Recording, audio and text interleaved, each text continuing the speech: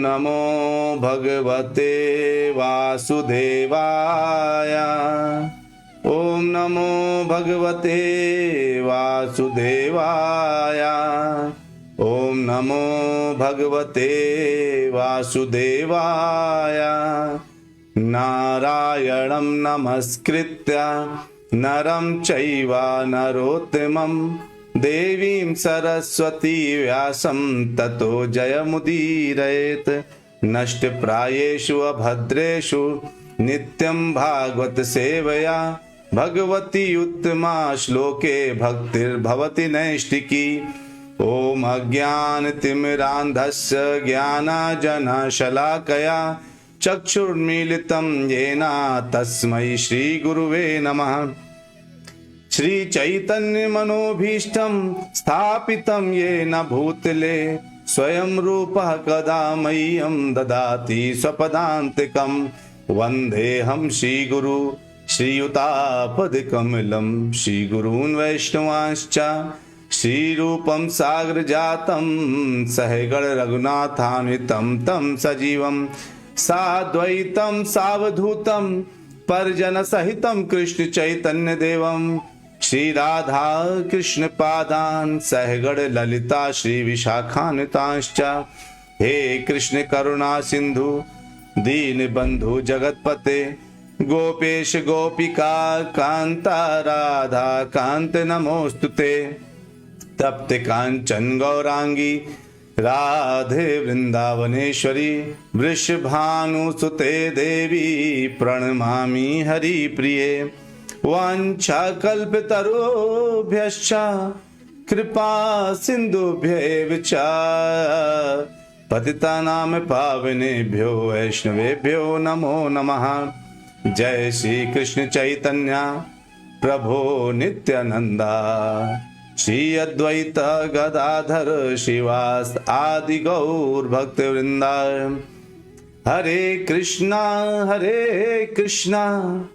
कृष्ण कृष्ण हरे हरे हरे राम राम राम हरे हरे। हरे कृष्णा कृष्ण कृष्ण हरे हरे हरे राम राम राम हरे हरे। हरे कृष्णा कृष्ण कृष्ण हरे हरे हरे राम राम राम हरे हरे। हरे कृष्णा। आप सभी प्यारे प्यारे भक्तों का नित्य भागवत कथा में बहुत बहुत स्वागत है। हम नियमित रूप से भागवतम कथाएं कर रहे हैं और थोड़ा थोड़ा करके आगे बढ़ रहे हैं। हम देख रहे हैं कि इस समय हम सेकेंड कैंटो के 10वें अध्याय में विचरण कर रहे हैं। सेकेंड कैंटो के 10वें अध्याय का मतलब उसमें कौन सा श्लोक? आज हम लोग 17 और 18 पढ़ेंगे, 17 एंड 18। तो अभी तक हमने कितना पढ़ा है 2.10.16 तक। सारे वीडियोस यूट्यूब में हैं, अगर आप देखना चाहें तो वहाँ पे आपको पहले कैंटो से पहले श्लोक से लेकर के अंतिम कैंटो यानी आज तक का जितना भी 2.10.16 तक के सारे वीडियो वहाँ पर अपलोडेड है। तो आज हम लोग पढ़ेंगे 2.10.17, लेकिन इसके पहले हमने पढ़ा क्या था वो थोड़ा वो देख लेते हैं। 2.10.16 में हमने देखा था कि बताया गया था कि जो प्राण है, जो आत्मा है ना, वो क्या है? जो प्राण या आत्मा वो सारे शरीर में चेतना भेजता है और उस चेतना के द्वारा हम क्या प्राप्त करते हैं? उस चेतना के द्वारा हम हमारी सारी इंद्रियां कार्य करती हैं। अब जब सारी इंद्रियां कार्य करती हैं तो चेतना बन गई है। तो जिस तरीके से क्या होता है, एक माँ के गर्भ में जब पुत्र या पुत्री या कोई भी बच्चा जन्म आता है शुरू में, तो उसमें कुछ नहीं होता, एक छोटा सा मांस का छोटा सा एक समझ लीजिए पीस बनता है, छोटा सा टुकड़ा। और वो छोटा सा टुकड़ा धीरे धीरे जब प्राण आ जाता है तो वो बढ़ने लगता है। वो छोटा सा टुकड़ा जैसे माँ के गर्भ में धीरे धीरे बढ़ने लगता है और फिर उसमें सारी इंद्रियां जागृत होना शुरू होती हैं। सारी इंद्रियां धीरे धीरे जागृत होती हैं, और उन इंद्रियों के जागृत होने के साथ साथ उसके हाथ निकलते हैं, उसके पैर निकलते हैं, उसका कान बनता है, नाक बनता है, आंख बनता है, सारा ऐसे धीरे धीरे उसका शरीर बनता है। हम लोग क्या देखते हैं, उसके पूरे शरीर में जब विकास होता है, वैसा ही विकास कैसा होता है, धीरे धीरे जब क्या सिचुएशन बनता है, जब महाविष्णु क्या करते हैं, जब ये विचार करते हैं कि मुझे सृष्टि का निर्माण करना है, तो वो इस सृष्टि के निर्माण के लिए लगातार प्रयासरत रहते हैं। और केवल प्रयास करने की जरूरत नहीं, उनको केवल इच्छा मात्र करना, और इच्छा मात्र करते हैं तो क्या होता है, जैसे ही वो इच्छा करते हैं, इच्छा करने से ही बहिरंगा शक्ति एक्टिव हो जाती है और वो ब्रह्मांड के जन्म देने के लिए तैयार होती हैं। ये सब हमने सुना था। अब आज हम सुनेंगे आगे क्या हुआ, अब आगे क्या हो रहा है, ये हम लोग सुनने वाले हैं। ठीक है, तो आगे होने के लिए आज हम लोग पढ़ेंगे 2.10.17। तो 2.10.17 अगर आप देखें तो आपके सामने स्क्रीन में आ गया होगा। कहते हैं भगवान, ये ब्रह्मा जी कह रहे हैं नारद जी से, जब नारद जी ने प्रश्न पूछा था तो ब्रह्मा जी कहते हैं क्या, प्राणेनाक्षिपताक्षुत तृणन्तराजायते विभोः पिपासतो जक्षतश्च प्राङ्मुखं निरभिद्यत। प्राणेनाक्षिपताक्षुत तृणन्तराजायते विभोः पिपासतो जक्षतश्च प्राङ्मुखं निरभिद्यत। प्राणेन जीवनी शक्ति से, अक्षिप्ता विचलित होकर, क्षुत भूख, त्रुट प्यास, तो कहते हैं ना त्रुट प्यास, क्या हुआ, जीवनी शक्ति से फिर क्या आया, भूख आया, प्यास आया, विचलित होकर के, यानी जायते उत्पन्न करती है विभो परमेश्वर की, पिपासतः प्यास बुझाने के लिए इच्छुक, जक्षतः खाने के लिए इच्छुक, च तथा प्राक पहले, मुखम मुंह, निर्भिद्यता प्रकट हुआ। क्या प्रकट हुआ, भूख और प्यास प्रकट हुई। जब बच्चा पेट में मां के गर्भ में आता है तो उसकी इंद्रियां तुरंत एक्टिव हो जाती हैं, और वो जो है वो भूख और प्यास उसके अंदर आना शुरू होता है। और इसीलिए भगवान ऐसी व्यवस्था करते हैं, जो मां खाएगी वो बेटे को मिलेगा।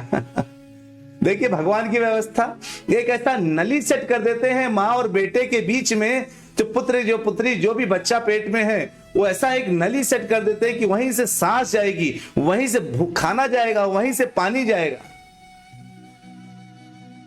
तो जो विराट पुरुष द्वारा विचलित किए जाने पर क्या हुआ, इस प्राण ने भूख तथा प्यास को उत्पन्न किया। अगर ये भूख और प्यास नहीं होती तो देखिए, भूख दो प्रकार की होती है, एक पेट भरने की भूख होती है, एक सफलता पाने की भूख होती है। कोई पूछे आप क्या चाहते हैं, मुझे जीवन में एक ही भूख है। क्या भूख है, मैं सफलता चाहता हूं, मैं चाहता हूं मेरा एक बहुत बड़ा बंगला बन जाए, जीवन में मेरी यही एक भूख है। तो भगवान ने क्या उत्पन्न किया, भूख और प्यास को उत्पन्न किया। आज हमारा टॉपिक बहुत अच्छा है। आज हमारा जो उद्देश्य है ये समझना है, इस जिह्वा के द्वारा हम क्या प्राप्त करने वाले हैं, वो भी आपको थोड़ी देर में पता चलेगा। और जब उसको उत्पन्न किया, और जब विराट पुरुष ने पीने तथा खाने की इच्छा की तो मुंह खुल गया, है ना। तो जो है भगवान जब, तो मुंह खुल गया मतलब भगवान की इच्छा से ही, यानी प्रकृति की इच्छा बन रही है। भगवान की अगर इच्छा नहीं होती तो प्रकृति की इच्छा नहीं होती, यानी अगर प्रकृति की इच्छा का बन रही है मतलब वो भगवान की इच्छा के साथ एसोसिएटेड है। भगवान ने खाने की इच्छा करी तो हमको भूख और प्यास लग गई। भगवान को लगा कि अब मुझे जो है खाना चाहिए, तो खाने के लिए क्या खुलना पड़ेगा, मुंह खुलना पड़ेगा, तो खाने के लिए मुंह भी खुल गया। तो ऐसे ही प्रभुपाद जी कहते हैं कि माता के गर्भ में जिस प्रकार बच्चे का विकास होता है, और उसके आप उस विकास को देख सकते हैं, उसका पहले भूख पड़ी, प्यास पड़ी, उसके हाथ पैर उसके निकले, उसकी इंद्रियां विकसित हुई, वैसे ही भगवान जो है जब प्रकृति निर्माण करते हैं तो प्रकृति के समय पर भी कुछ ऐसा ही होता है ना। और चाहे जितने प्रकार के आप देखिए जीव देख लीजिए, नाना प्रकार के आप जीव देखेंगे, लेकिन सारे के सारे जो जीव हैं वो क्या है, वो सारे के सारे जीव भूख और प्यास सबको लगती है। कोई भी जीव आप देख लीजिए, कोई भी जीव जंतु, ऐसा कोई नहीं जो भूख खाने के लिए तलाश ना रहा हो। इंसान हो, जानवर हो, मच्छर हो, मक्खी हो, कीड़ा हो, मकोड़ा हो, मछली हो, कोई भी हो, जलचर, नभचर, थलचर, जितने भी प्राणी हैं वो सब क्या ढूंढ रहे हैं? भूख के कारण खाना ढूंढ रहे हैं। माधवदास प्रभु जी के आध्यात्मिक जगत में भूख और प्यास है क्या? देखिए, भूख और प्यास, ये आध्यात्मिक जगत में एक ही चीज की भूख है, वो भगवान की भक्ति की। वहां इस शरीर को चलाने के लिए कुछ खाने की ऐसी आवश्यकता नहीं है। भगवान की भक्ति ही शक्ति है, भगवान की भक्ति से शक्ति प्राप्त होती है। वहां खाने के लिए बहुत भूख, मुझे भूख लगी, मुझे कुछ खाने को मिल जाए, लेकिन वहां पर क्या है, अगर आपका कभी ऐसा होता है कि हाँ खाने का मन कर गया, तो वहां कल्प वृक्ष हैं, आप उनसे जो मांगेंगे खा सकेंगे। लेकिन ऐसा भूख और प्यास की वहां भगवान को देखिए, सब लोग भोग लगाते हैं, राधा मैया डेली भगवान के लिए भोग बनाती हैं, भगवान को खुश करने के लिए भोग बनता है, उसको लोग प्राप्त कर सकते हैं। लेकिन भूख और प्यास जैसा वहां कुछ भी नहीं है, वहां किसी प्रकार का कष्ट नहीं है। तो भूख प्यास भी एक कष्ट है, वो कष्ट नहीं है। तो हम लोग क्या सोचते हैं, अरे हम भूख, अगर कोई व्यक्ति भूखा होता तभी कोई गलती करता है ना, क्या इस पेट, पापी पेट के लिए कार्य कर रहे हैं। अच्छा, पापी पेट के लिए कार्य हैं, क्या क्या पापी पेट के लिए हम लोग पापी पेट के लिए कार्य करते हैं ना। क्या किया पापी पेट के लिए? हमने जाकर के एक बड़ी मछली मार दी, बड़ा मुर्गा मार दिया, बकरा मार दिया, इस पापी पेट का सवाल था। अच्छा, बहुत अच्छा काम किए। थोड़ा अगले श्लोक में चलते हैं, आपको और ज्यादा मजा आएगा, आनंद आएगा। अगले श्लोक में जो आएगा उसके चर्चा में और विषय बनेगा। यह है 18वां श्लोक 2.10.18। यह बहुत महत्वपूर्ण श्लोक है आज के चर्चा का।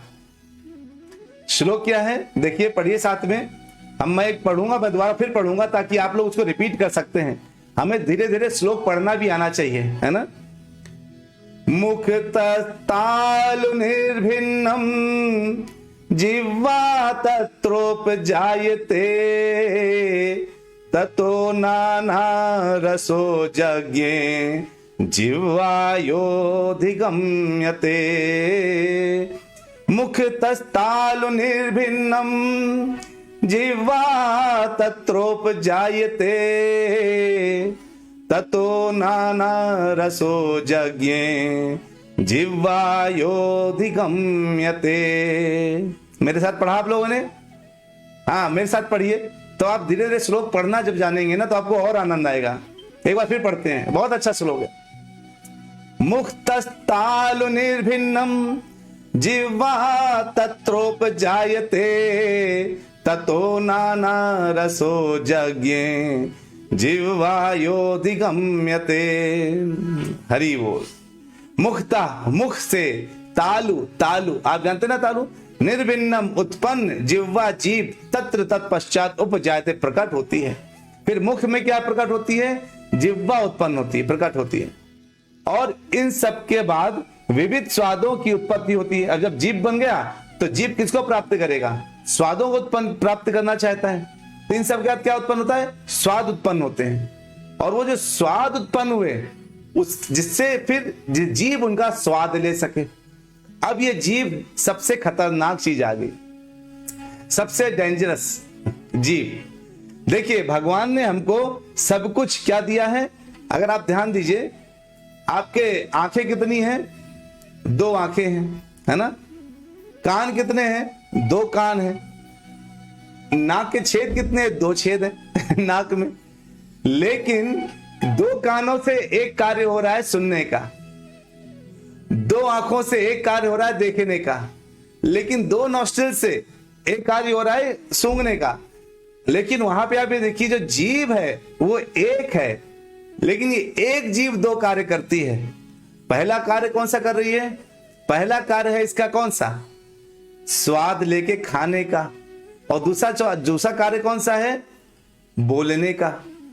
ये दोनों कार्य ऐसे हैं जिन कार्यों के माध्यम से व्यक्ति कहीं भी जा सकता है। बात ही हाथी पाइए, बात ही हाथी पाओ। अगर आप बहुत अच्छी बातें करते हैं तो उन बातों के, अच्छी बातों के जरिए क्या प्राप्त कर सकते हैं? बहुत अच्छी बातों के जरिए अगर आप अच्छी बातें करते हैं तो अगर आप बहुत अच्छी बातें करते हो तो आपको कोई भी राजा अपने गले से उतार के सोने का हार दे सकता है, आपको हाथी दान कर सकता है, घोड़े दान कर सकता है, सब कुछ दे सकता है। और अगर आपने उल्टा बोल दिया ऐसी जुबान से, बातों से, तो क्या होगा? अगर उल्टा मुंह से निकाल दिया, ये जुबान से उल्टा गलत निकल गया, तो केवल एक ही चीज होने वाली है प्रभु जी, माता जी, सजा मिलने वाली है। सड़क में आप खड़े होकर के उल्टा सीधा बोलने लगे, पुलिस पकड़ के ले जाएगी। ले जाएगी कि नहीं ले जाएगी? यानी ये जुबान दो कार्य करती है, एक स्वाद लेके खाने का और एक क्या करती है, कुछ बोलने का। अब एक बड़ा खतरनाक बात इसमें जुड़ा हुआ है। अगर हम स्वाद लेके खाते हैं या बोलते हैं, उसके लिए हमारी हाइट कितनी है? मान ली कोई एक इंसान 6 फीट का है, उसकी जीभ की लंबाई कितनी है पता है आपको? एक बार अपनी जीभ की लंबाई लेके देखिएगा। जो नॉर्मल इंसान की जो लंबाई है वो 2.5 इंच की होती है। जीभ की लंबाई 2.5 इंच, 2.5 इंचेस। उस 2.5 इंच की जीभ ने इंसान को कहां कहां कर रखा है पता है? 84 लाख योनियों में गोल गोल गोल गोल गोल गोल घुमा रखा है। इस 2.5 इंच की जीभा ने 84 लाख योनियों में गोल गोल घुमा रखा है। आप कहेंगे वो कैसे प्रभु जी? चलिए हम बताते हैं। सबसे पहले देखिए क्या होता है, ये जीभ में आप क्या खाएंगे उससे पता चलेगा। जैसा होए अन्न वैसा होगा मन। कई लोग ऐसे होते हैं जो ये सोचते हैं कि मुझे तो स्वाद किसमें मिलता है। अगर आप बात करिए लोगों से तो कहेंगे, ब्राह्मण जाता हूं, जैसे कभी ऐसे बुला लेते लोग पार्टी आर्टी में गए तो हम लोग खाते नहीं वहां का, तो वो बोलते हैं आप ये भी नहीं खाते? नहीं हम ये भी नहीं खाते। आप वो भी नहीं खाते? हमने कहा नहीं हम ये भी नहीं खाते। आप नॉनवेज नहीं खाते, चिकन नहीं खाते, दारू नहीं पीते, मांसाहार नहीं करते आप, तो आप जीते कैसे? हमने कहा ऐसे जीते हैं, देख लो यार। वजन में भी कम नहीं है, शक्ति में भी कम नहीं है। दौड़ना चाहो दौड़ के देख लो, और जैसी शक्ति चाहो वैसा आजमा लो भाई। हम तो ये खाते पीते नहीं लेकिन जी लेते हैं। तो वो लोग सोचते हैं जैसे पूर्ण स्वाद, पूर्ण जो है आश्रय मतलब पूरा पूरा जीवन उनके शराब और दारू और मांस में ही टिका हुआ है। तो यही 2.5 इंच की जीभ, अब आदमी वो लोग खाते क्यों है? अरे वो घास फूस, वेजिटेरियन को घास फूस बोला जाता है। अगर हमने तो क्या होता है, वो उस वेजिटेरियन को छोड़ करके नॉनवेज पर डिपेंडेंट हो जाते हैं। यानी एक जीव पर डिपेंडेंट कैसे? जो चिकन मटन मांसाहार जो खा रहे हैं, उससे क्या वो उसको खाया गया जीभ के लिए, और वो जीभ से प्राप्त लेकर के कहां गया? शरीर के अंदर गया। और शरीर तो क्या है? ये मंदिर है। शरीर का मंदिर मानते कि नहीं मानते? शरीर ये एक मंदिर है। और जब मंदिर की बात करते हैं तो क्या होता है? मंदिर कैसे? मंदिर में कौन रहते हैं? भगवान रहते हैं ना। मंदिर में कौन रहते हैं? मंदिर में बताइए। मंदिर में रहते हैं भगवान। और भगवान कैसे हैं? हर जगह पर, यानी आपके माथे से लेकर के आपके जो है गले से लेकर के आपके हर जगह जगह पर पूरे शरीर में भगवान ही व्याप्त होते हैं, है ना। तो मैं आपको बता सकता हूं, आप श्लोक भी पा सकते हैं इसको, पद्म पुराण में लिखा गया है। पद्म पुराण का एक श्लोक है जिसमें बताते हैं क्या? ललाटे केशवम ध्यायेन नारायणम मधोधरे वक्षसलता तु माधवम तु गोविंदम कंठ कूप के। मतलब ललाट में केशव निवास करते हैं। नारायण अधोधर यानी पेट में कौन? आपके नाभि में, नाभि के पास नारायण रहते हैं। वक्षस्थलता यानी वक्ष स्थल में माधव रहते हैं। गोविंदम कंठकूप के, गोविंद कहाँ रहते हैं? कंठ में रहते हैं। विष्णुम च दक्षिणे कुक्ष, पेट के दाहिने हिस्से में कौन रहते हैं? विष्णु रहते हैं। बाहो च मधुसूदना, दाहिने हाथ के जो आपका बाह है उसमें कौन रहते हैं? मधुसूदन रहते हैं। त्रिविक्रम कंदरे तू, त्रिविक्रम है वो कंधे में रहते हैं। वामनन वाम पार्श्व के, तो और जो है वामन देव कहाँ रहते हैं? बाएं पेट के बाएं साइड में रहते हैं। श्रीधरम, श्रीधर कहाँ रहते हैं? वाम बाहो तु ऋषिकेशम च कंधरे पृष्ठे तु पद्मनाभम च, पीठ में कौन रहते हैं? पृष्ठे तु पद्मनाभ। कत्यम दामोदरम नसेत, जो नीचे रहते हैं कौन? पीठ में थोड़ा नीचे दामोदर। तत्प्रचालयन्तोयम वासुदेवेति मूर्धनि, वासुदेव यहाँ रहते हैं सर में, चोटी के पास। तो ये जो है ये पूरा पूरा यहाँ पर भगवान सारे निवास करते हैं। तो ये क्या हो गया? मंदिर, है ना।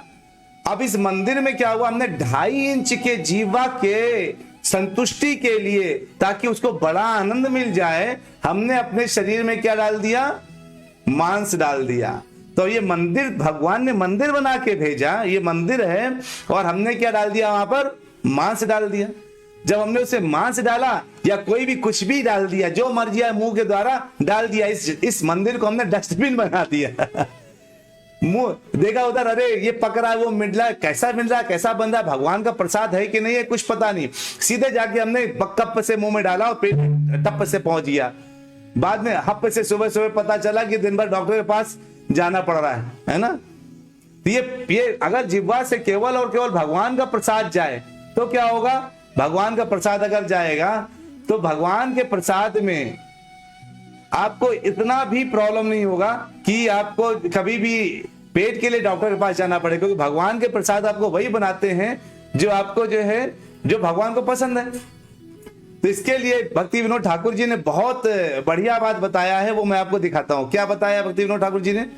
देखिए, आप कहते हैं भक्ति विनोद ठाकुर जी कि महाप्रसादे गोविंदे नाम ब्रह्मणि वैष्णवे स्वल्प पूर्णवताम राजन विश्वासो नैव जायते। आप सब लोग ये पढ़ते होंगे, कभी इसका मतलब समझने की कोशिश करिए कि गोविंद के महाप्रसाद, उनके नाम, ब्रह्म के बारे में और वैष्णव भक्तों के बारे में स्वल्प पुण्य, जिसने बहुत कम पुण्य अर्जन किया है, उनको क्या होता है? उनको विश्वासो नैव जायते, उनको कोई विश्वास नहीं होता है ना।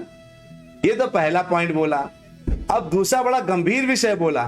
सबसे पहले तो भगवान के प्रसाद को लोग सोचते हैं अरे ये भी तो नॉर्मल खाना है, ये होटल जैसा खाना है। प्रभुपाद जी ने इस प्रसाद को बहुत प्रेम से परोसने के लिए कहा है, क्योंकि जो प्रसाद है ना भगवान का, वो कैसे खाना चाहिए? सेवा के भाव से खाना चाहिए। सर्विस है। कैसी सर्विस है? इस आत्मा की सर्विस है, सोल की सर्विस है। ये हमारे पेट की सर्विस नहीं कर रहे हैं, हम सोल की सर्विस कर रहे हैं प्रसाद खा करके। क्योंकि सोल को ये अंत में क्या बचेगा? ये सोल बचेगा। ये शरीर तो यही चले जाना, पंच तत्व से बना शरीर और पंच तत्व में मिला शरीर, पंच तत्व में बना है और पंच तत्व में मिल जाएगा। जो बचेगा क्या बचेगा? सोल। तो सोल जितना खाएगा पिएगा भी, वो उतना ही वो आगे बढ़ता चला जाएगा, यानी उतना ही स्पीड जाएगा। आप सोचिए, किसी बच्चे को आप बहुत अच्छा खाना खिलाइए, प्रोटीन खिलाइए, विटामिन खिलाइए, अच्छे अच्छे बढ़िया खिलाइए, और एक बच्चे को कुपोषित रखिए, तो अब कुपोषित बच्चा जो होगा वो कितना तेज भागेगा। और दोनों को कहीं अब रेस करो तो जो हष्ट पुष्ट बच्चा है वो अपने लक्ष्य को प्राप्त कर लेगा, लेकिन जो कमजोर बच्चा है वो क्या होगा? वो तो बिल्कुल छोड़ करके उसके पास कुछ भी हिम्मत नहीं है, इसलिए क्या करेगा? वो इसके पास इतनी हिम्मत नहीं कि भाग सके, तो वो थोड़ा दूर जाके गिर जाएगा। इसलिए जैसे ही आपकी आत्मा है, अगर इस आत्मा को आपने खुराक नहीं दिया, ये कुपोषित हो जाती है। और अगर ये कुपोषित हो गई तो उसी कुपोषित बच्चे की तरह होगी कि शरीर तो भाग पा रहा है, लेकिन जब आत्मा को भाग करके गोलोक तक जाने का नंबर आएगा ना, तो आत्मा को जो भागने का उसके पास हिम्मत ही नहीं है, वो नरक में रह के गिर जाएगा। कोई सबसे पहले नरक पड़ता है, सबसे नजदीक कुछ ही 1000 किलोमीटर पर है। तो जो है, तो अगर आपको जो है, अगर इधर नरक सबसे पास में है, तो अब ये आत्मा को जितना खिलाया क्या है उतना ही दौड़ेगा। तो सबसे पहले नरक है, फिर थोड़ा आगे जाएंगे, फिर थोड़ा आगे जाएंगे, फिर थोड़ा आगे जाएंगे, तो ऐसे स्वर्ग मिलता है, फिर ब्रह्मलोक मिलता है, फिर सतलोक, आगे बढ़ते बढ़ते आपका फिर उस ब्रह्मांड के बाहर भागना है तो गोलोक मिलेगा। लेकिन इस शरीर को क्या चाहिए? इस शरीर को पूर्ण रूप से शक्ति, इस आत्मा को पूर्ण रूप से शक्ति चाहिए भागने के लिए। जब ये शरीर छूटे, हम क्या करते हैं शरीर के लिए?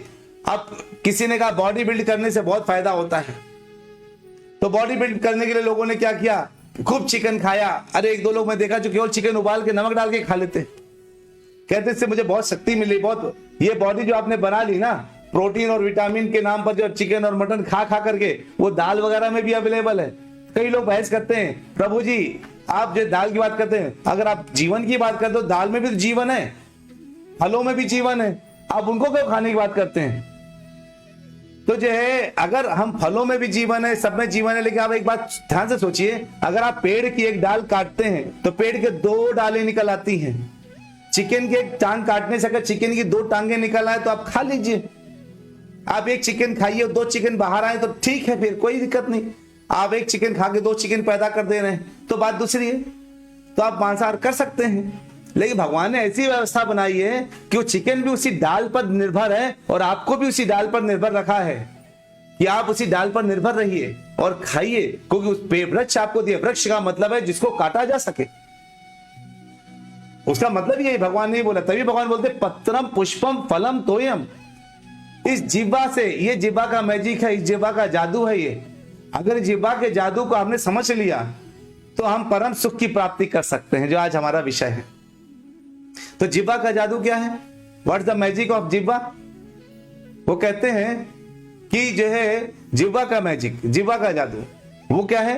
वो है कि हम किस प्रकार से अपने जीव को कंट्रोल करें। वो अभी हम लोग रूप गोस्वामी के मुंह से भी सुनेंगे, लेकिन थोड़ा और आगे देखते हैं। इसमें कहते हैं इसके आगे, शरीर अविद्या जाल। अरे ये जो शरीर है ये तो अविद्या का जाल है।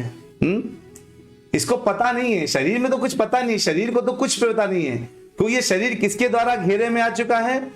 किसके द्वारा आ गया? जड़ेंद्रियता है काल। अरे इसके जो भयंकर शत्रु जो इंद्रियां है ना, वो इसके बस में, इसको इसने कंट्रोल, मतलब इंद्रियों ने इसको कंट्रोल कर रखा है। सारे दुश्मनों ने बंदूक लगा कर इसके माथे पे, अरे तुम्हें ये करना ही पड़ेगा। और इन इंद्रियों ने क्या किया है? जीवे फेले विषय सागरे। फेले मतलब फेंक दिया, विषय सागरे, विषय के सागर में जीव को फेंक दिया है। किसने? इन इंद्रियों ने फेंक दिया है। ये शरीर अविद्या जाल है। शरीर क्या है? अविद्या का जाल है। और उसमें भी शरीर को अविद्या जाल, जो इंद्रियां हैं उनमें जो सबसे भयावह इंद्रिय है वो है तार मध्य जिह्वा आती है। जिह्वा है जो लोभी है और दुर्मति है, इसको पता नहीं है। इसकी वजह से, केवल जीव की वजह से क्या हुआ है? ताकि जेता कठिन संसार है, इस संसार को जीतना बहुत मुश्किल हो गया है। अच्छा, इस जीवा की वजह से संसार को जीतना मुश्किल हो गया है। यानी प्रॉब्लम स्टेटमेंट तो पता चल गया है ना, प्रॉब्लम स्टेटमेंट तो पता चल गया है। अगर प्रॉब्लम स्टेटमेंट ये है कि जीव की वजह से ही मुश्किल हो गया है जीतना, तो फिर क्या क्या आसानी से किया जा सकता है? अब हमें वो सोचना पड़ेगा। तो अब इस जीव को अगर जीतना है तो, और ये जीव हमारे अनुसार हमें आगे बढ़ाने का कार्य करे, अगर हमें ये प्लान करना है तो केवल एक काम क्या करना पड़ेगा? भक्ति विनोद ठाकुर ने इसके आगे और बता दिया। क्या कहते हैं? कृष्ण बड़ा दयामय। अरे ये जीव ऐसी है जो आपको गिरा रही है, लेकिन इस शरीर जीव से अगर पूर्ण रूप से, अगर पूर्ण रूप से अगर आपको क्या चाहिए? पूर्ण सुख, और ऐसा चाहिए कि जीवा के द्वारा पूर्ण सुख की प्राप्ति कर सकें। क्योंकि वो क्षणिक सुख के लिए हम खाते पीते रहते हैं, कुछ भी बनाता है, हम दारू में टेस्ट ढूंढ रहे हैं, हम नॉनवेज में टेस्ट ढूंढ रहे हैं। इस शरीर को, मंदिर को हमने क्या बना रखा है? शमशान घाट बना दिया है। लाशों के ऊपर लाश के ऊपर लाश के ऊपर लाश डाल डाल करके, है ना, उसको हमने क्या किया? शमशान घाट बना दिया है। और क्या कहते हैं इधर भक्ति विनोद ठाकुर? कृष्ण बड़ा दयामय। अरे कृष्ण बहुत दयामय है। करीब और जिह्वा जाए। अरे उन्होंने बोला कि जिह्वा को जीतना है अगर ना, है ना, तो क्या करना पड़ेगा पता है? जिह्वा को अगर जीतना है, अगर आपने जिह्वा जीत लिया, अरे सब जीत लिया। स्वप्रसाद अन्न दिलो भाई। उन्होंने, भगवान ने अपने प्रसाद में क्या किया? स्वयं को प्रस्तुत कर दिया है ना।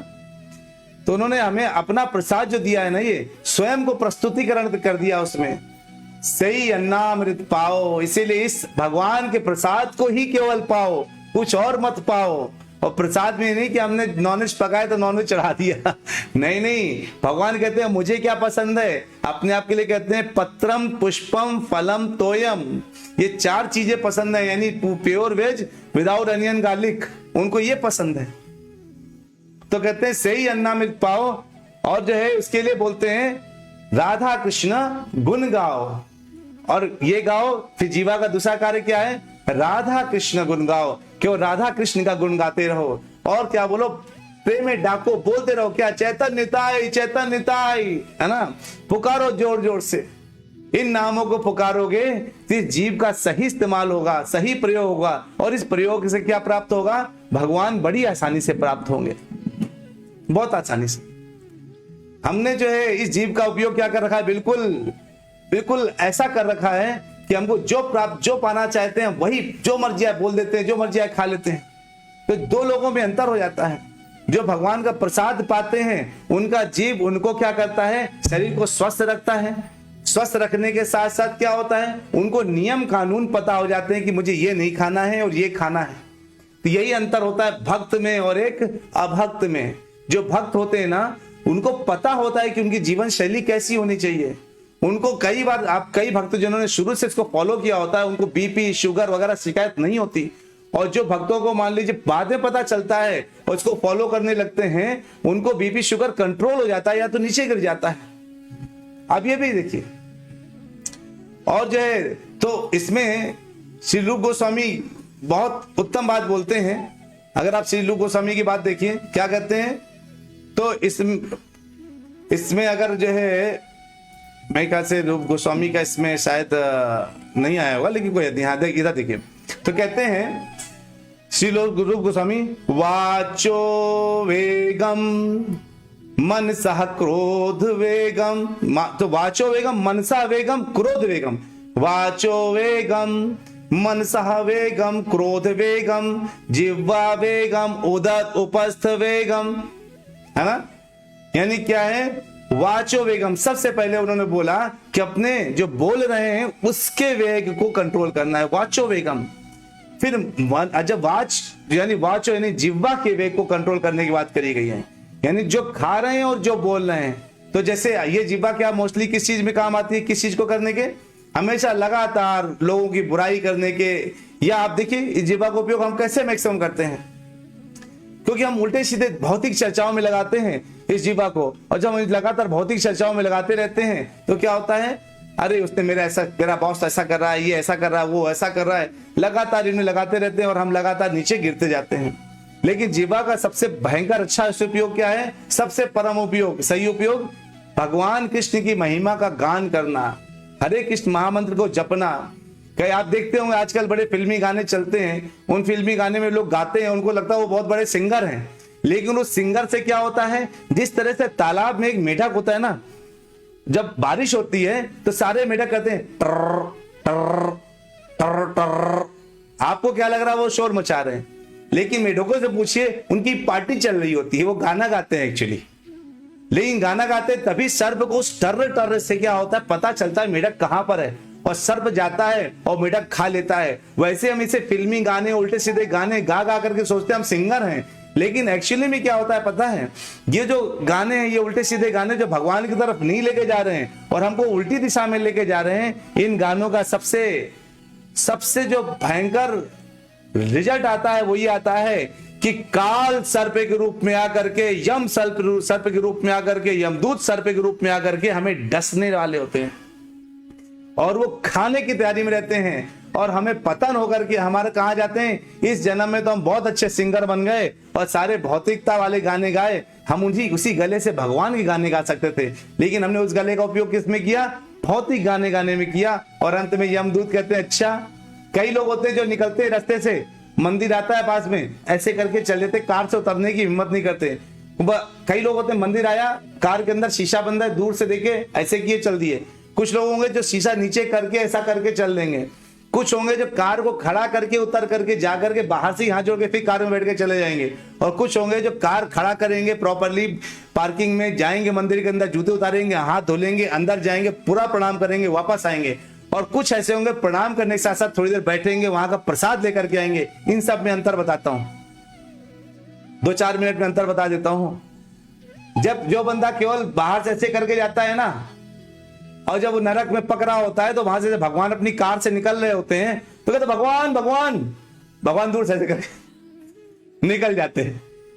भगवान कहते हाँ ठीक है, दूर से। जो शीशा नीचे करके करता है भगवान उसके लिए थोड़ा शीशा नीचे करके ऐसे करके निकल जाते हैं।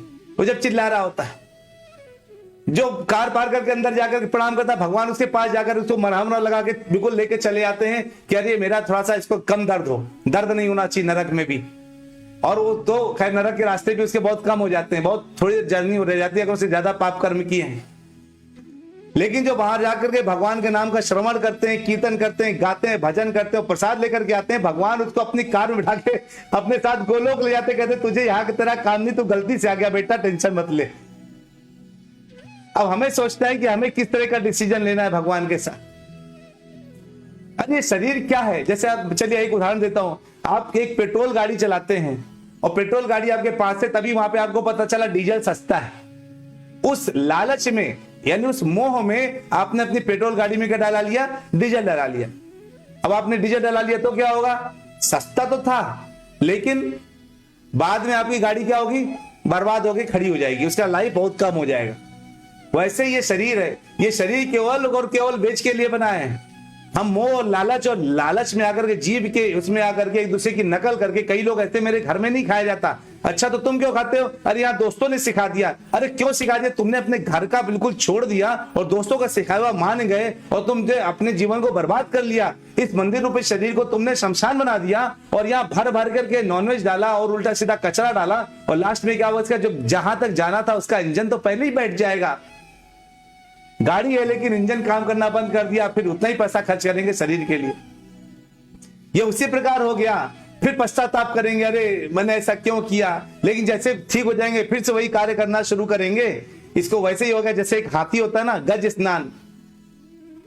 गज स्नान में क्या होता है, 6.1.9 और 10 श्लोक में प्रसिद्ध महाराज कहते हैं, अरे ऐसे लोग होते हैं जो क्या करते हैं, दृष्टा श्रुताभ्याम यत् पापम, अरे ऐसे लोग पाप करते हैं और उसके बाद वो लोग, कुछ लोग जो देख के समझ जाते हैं ये पाप इस तरह इधर नहीं जाना चाहिए, लेकिन कुछ ऐसे होते हैं जो जाते रहते हैं और वापस आकर क्या करते हैं, फिर से प्रायश्चित वहां करते हैं, लेकिन वापस आके फिर वही कार्य करते हैं। जैसे गज होता है ना, वो नदी में जाता है और स्नान करता है और बाहर आता है ना, और धूल देखता है तो धूल को अपने शरीर में डाल लेता है वापस सुखाने के लिए, फिर गंदा हो जाता है ना। कई लोग ऐसे कहते हैं, अरे हमने भगवान का जो है, अभी हम पाप करेंगे और नाम लेकर के उस पाप से निकल आएंगे, नाम नो ही बलाद यसी पाप बुद्धि। अरे नाम लेने से केवल और केवल क्या होता है, नाम लेने से क्या हो रहा है, नाम लेने से केवल और केवल अगर आपको ये मन में आता है कि मैं जो है क्या कर रहे हैं, नाम लेने से, नाम लेकर के अगर आप अपने पापों को खत्म करना चाहते हैं तो ये संभव नहीं है, ऐसा नहीं करना चाहिए, उसको अपराध माना जाता है। कि मैं कोई भी पाप कर लूं लेकिन मैं कोई अपराध करने के लिए हो गया, मैं अपराध करूंगा, नाम ले लूंगा, सब ठीक हो जाएगा। हम लोग सेवोन्मुख होना चाहिए, हमें सेवा में आगे आना चाहिए। इस जिह्वा से अब परम सुख की प्राप्ति कैसी की जा सकती है, एक ऐसा सुख जो कभी खत्म ना हो, वो है परम सुख। और वो परम सुख कहां मिलेगा, केवल और केवल भगवान के धाम में मिलेगा, बाकी कहीं नहीं मिल सकता।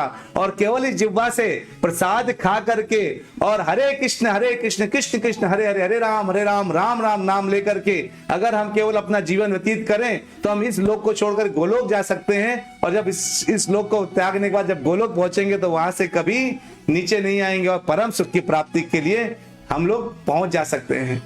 यह है इसका मतलब, ठीक है। तो मुझे उम्मीद है कि आज आप लोगों को श्लोक समझ में आए होंगे और आपको ये पता चला होगा इस श्लोक के पीछे मतलब क्या है।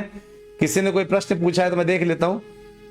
माधवदास प्रभु जी कह रहे हैं, प्रभु जी आध्यात्मिक जगत में तो केवल वर्तमान ही है, दिन रात भी नहीं है, निद्रा भी नहीं, कोई बीमारी नहीं, कोई बुढ़ापा नहीं है, फिर क्यों हम कष्टों से भरे इस भौतिक जगत में इतने लिप्त हो रहे हैं। क्योंकि अज्ञानी है प्रभु हम लोग, हम अज्ञान। देखिए जैसे बच्चा है ना, छोटा बच्चा, उसको अगर पढ़ाई में मन नहीं लगता तो उसको बोला जाता है कि तुम चॉकलेट ले लो और तुम 1 घंटा पढ़ लो, तो उस एक चॉकलेट के लिए 1 घंटा पढ़ाई करता रहेगा। उसको ये नहीं पता है कि उस चॉकलेट 1 घंटे से चॉकलेट रिजल्ट नहीं मिल रहा, उस 1 घंटे पढ़ाई के बल पे वो कुछ भी बन सकता है, किसी भी लेवल पे जा सकता है, उसको ज्ञान नहीं है, लेकिन उस चॉकलेट के लिए वो जो है कोशिश कर रहा है। ऐसे ही यहां पर क्या है प्रभु जी, यहां पर जो लोग क्या करते हैं, अपनी इंद्रिय तृप्ति के लिए, इंद्रियों के संतुष्ट के लिए छोटी छोटी चीजों के लिए पीछे पड़े रहते हैं, लेकिन उससे या तो बहुत अच्छी चीज या तो बहुत खराब चीज मिल सकती है, या तो ऊपर जा सकते हैं या तो नीचे गिर सकते हैं। तो इसीलिए जो है आदमी अज्ञानतावश, उस अज्ञानता के कारण ऐसी ऐसी जो है हरकतें करता है, उसको पता ही नहीं ना, वो शास्त्र पढ़ता नहीं, अज्ञान है, और शास्त्रों में भरोसा भी नहीं है। उसको फिल्मों में भरोसा हो जाएगा, अरे सलमान खान की उस मूवी में सलमान खान ने ऐसा बोला था, आमिर खान ने ऐसा बोला था। अरे भाई वो बोला था, वो कर क्या रहे हैं उनको तो देख लो, उनका अपना पर्सनल लाइफ कैसे जा रही है। आपको अपनी पर्सनल लाइफ सुधारनी है भगवान की बातें सुन करके, ना कि इन लोगों की बातें सुन करके। तो शास्त्रों में भरोसा नहीं है ना। तो केवल क्या करना चाहिए, हरे कृष्ण महामंत्र लेते रहिए राधा कृष्ण नाम लेते रहिए, हरे कृष्ण नाम लेते रहिए और प्रसाद पाते रहिए। बस यही 2 कार्य करिए, परम सुख की प्राप्ति अपने मन से हो जाएगी। क्योंकि भगवान कहते हैं जो नाम लेता है उसको तीनों तापों से वो मुक्त हो जाता है। वांछा कल्पतरुभ्यश्च कृपा सिंधुभ्यैव च पतितानां पावनेभ्यो वैष्णवेभ्यो नमो नमः। हरे कृष्णा कृष्ण कृष्णा हरे हरे, हरे रामा राम रामा हरे हरे। हरि बोल। चलिए मिलते हैं कल के दिन फिर से नए विषय के साथ, नए श्लोकों के साथ। उसी के आगे हम बढ़ते जाएंगे धीरे धीरे। हरे कृष्णा। अगर आप लोगों को कोई भी प्रश्न है तो कृपया आप लोग अपने अपने प्रश्नों को डाल दीजिएगा, हम बाद में देख लेंगे।